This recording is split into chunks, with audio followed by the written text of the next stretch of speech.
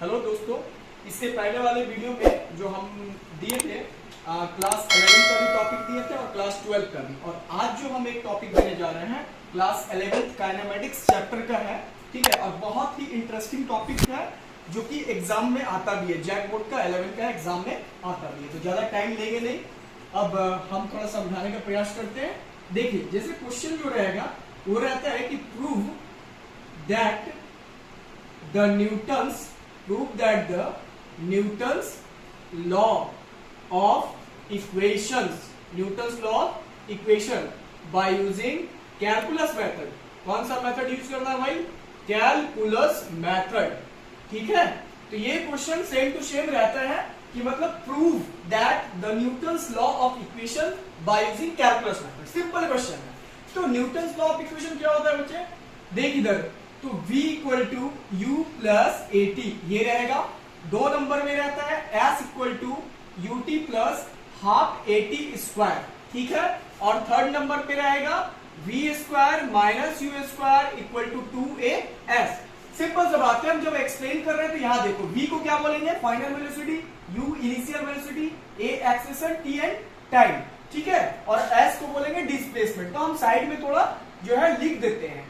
तो v equal to क्या हो जाएगा? इसको हम लोग बोलेंगे फाइनल वेलोसिटी, और u को क्या बोलेंगे? इनिशियल वेलोसिटी सीधा। a को क्या बोलेंगे? एक्सलेरेशन, और t को क्या बोलेंगे? तो टाइम बोलेंगे, और s हो गया डिस्प्लेसमेंट। ठीक है, पांचों टॉपिक को हमने लिख दिया। अब हम डिराइव करते जाते हैं, प्रूफ करते जाते हैं कैलकुलस मेथड। दूसरा पॉइंट, एक और तरीका बता रहे हैं। ये तो मीनिंग दे दिए। अब हमको कैलकुलस फॉर्मूला जो यूज करना है वो कौन सा फॉर्मूला यूज करोगे? तो देखो, उसमें फर्स्ट फॉर्मूला होता है a equal to d v by dt। इसका भी हम वीडियो एक देंगे। अब देखो, दूसरा होता है velocity equal to displacement by time. इसका मतलब acceleration equal to dv by dt और v equal to ds by dt। अब देखिए यहां पर बच्चे, फर्स्ट नंबर में हम लिखते हैं v equal to u plus a t. इसको प्रूव करना है। सिंपल ट्रिक दे रहे हैं। इसमें क्या क्या है? वेलोसिटी है, एक्सेलरेशन है और टाइम है। तो खोजो, ये 2 फॉर्मूला तेरे सामने में। इसमें हमारा फर्स्ट जो फॉर्मूला है एक्सेलरेशन है, वेलोसिटी है, टाइम, तो यही वाला फॉर्मूला हम लेके चलेंगे। अब देखो यहां पर, तो यहां लिखेंगे v acceleration equal to dv by dt। मतलब कि dv इक्वल टू हम लिख सकते हैं a dt, मतलब dt डिवाइस से उधर गया मल्टीप्लाई में। अब उसका दोनों साइड में इंटीग्रेशन, आराम से दोनों साइड में इंटीग्रेशन। अब यहां पर दिमाग लगाओ कि हमको लिमिट डालना है। क्या डालना है हमको? लिमिट। तो लिमिट हमेशा एक ट्रिक्स दे रहे हैं कि d के साथ जो फंक्शन रहेगा उसी को देख के लिमिट डालेंगे। तो d के साथ यहाँ कौन सा फंक्शन है? v। तो लिमिट क्या हो जाएगा? इनिशियल वेलोसिटी से फाइनल वेलोसिटी। और यहाँ d के साथ क्या है? t। तो 0 से t। अब हमको इंटीग्रेशन करना है, तो dv का इंटीग्रेशन क्या होता है भाई? v, u से v, लिमिट। अब यहां ध्यान दें, d के साथ क्या है फंक्शन? t। तो a तो मिल नहीं रहा है, a तो कांस्टेंट, इसका मतलब वो बाहर। और dt का इंटीग्रेशन t, 0 से t। हो गया इंटीग्रेशन का काम। अब लिमिट बैठाएंगे, तो एक बार अपर लिमिट यानी v माइनस यू, और यहां पर भी t माइनस 0।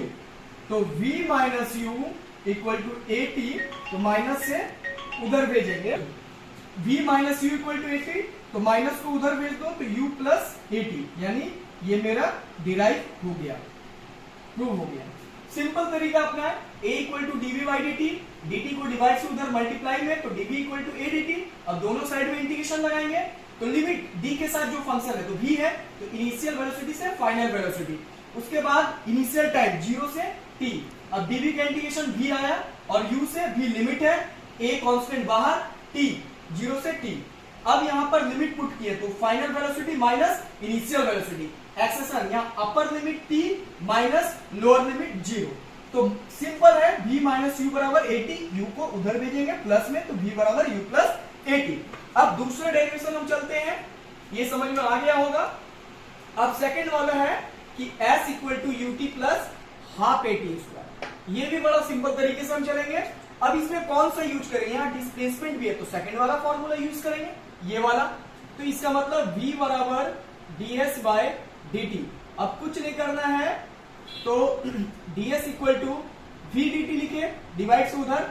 अब v equal to u plus a t आ चुका है, तो यहां पर डाल दो u plus a t into d t. अब ds इक्वल टू मल्टीप्लाई करेंगे u into d t, u d t plus a t d t. अब आराम से इंटीग्रेशन लगाइए, देखिए लगा दिए तीनों इंटीग्रेशन।